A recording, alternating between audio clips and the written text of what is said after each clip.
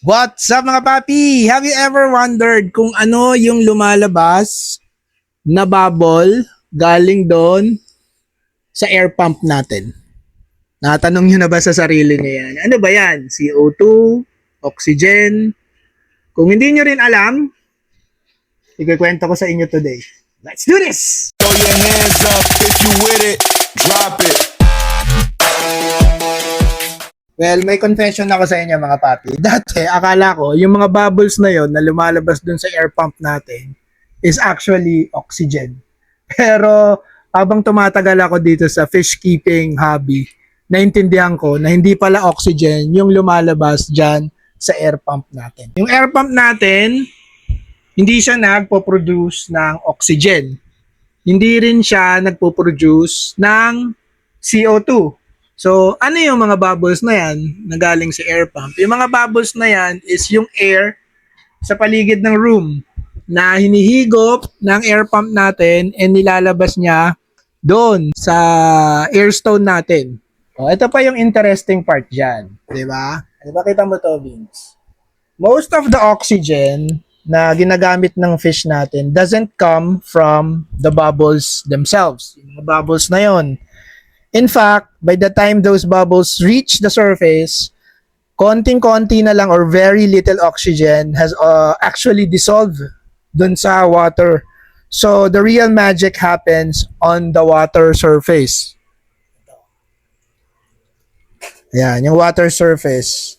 Kapag may movement sa ibabaw ng tubig, that's where oxygen enters yung fish tank natin. And the excess carbon dioxide escapes. So, pag may galaw yung tubig, pumapasok yung oxygen at saka yung excess CO2 na na-dissolve sa water, nag-escape siya papunta sa atmosphere. That's why surface agitation is very important. Kaya minsan, mapapansin nyo, kahit walang air stone ng isang aquarium, healthy pa rin ang mga isda. Basta maganda ang circulation at may enough movement sa ibabaw ng tubig, goods na goods yan, mga papi. So, speaking of circulation, let me share my own tank setup, mga papi. My aquarium is a planted tank using organic garden soil. Ito yon, pakita mo, Vince.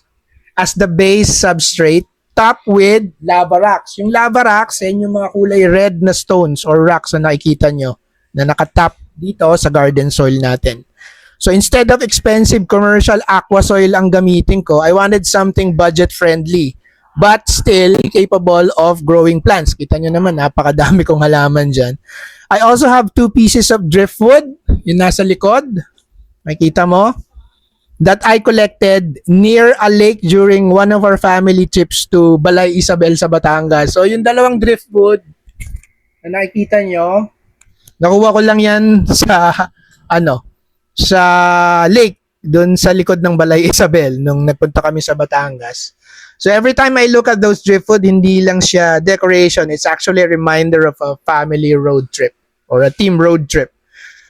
That's one thing I love about this hobby. Sometimes the things inside our tanks have stories attached to them. Di ba? May mga storya. Another interesting fact about my tank is the lava rocks, mga papi. Many people think they're just there for aesthetics. Pero mga papi, lava rocks are actually excellent biological filtration media.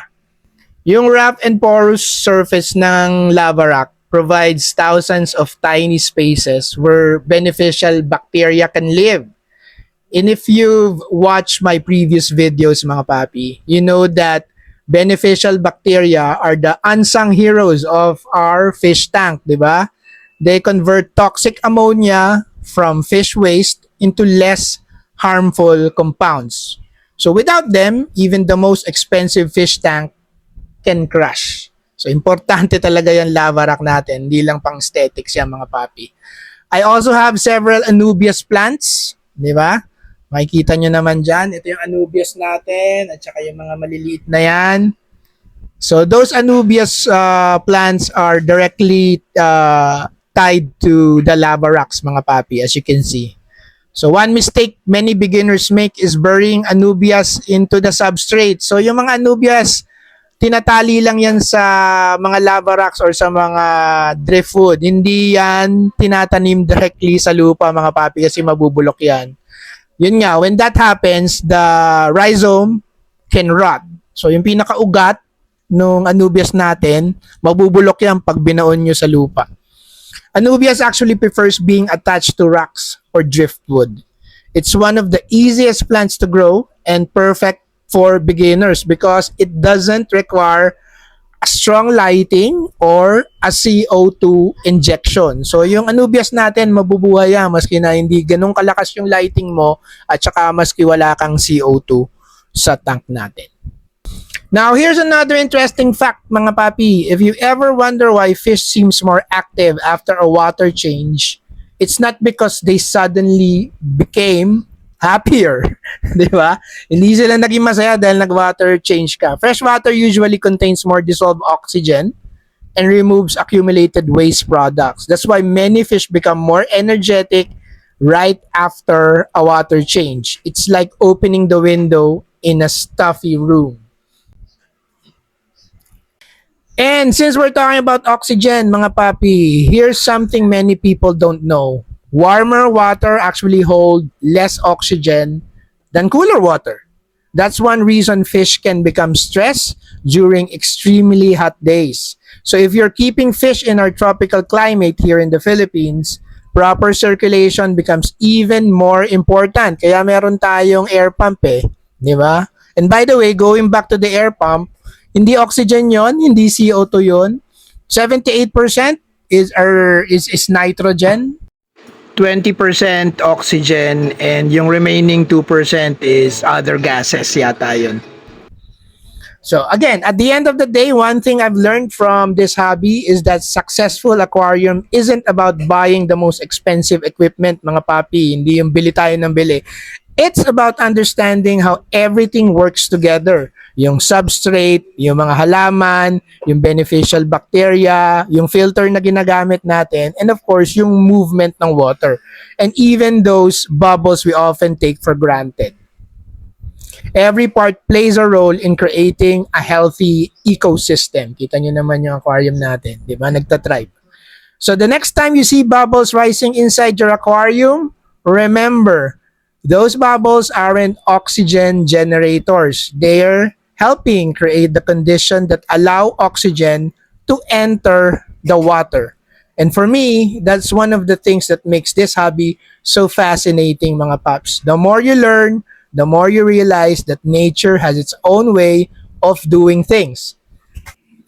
Okay, so yun lang ang vlog natin for today, mga papi. Quick tour lang dun sa aquarium natin. And thank you for watching. Till the next Budol. Peace!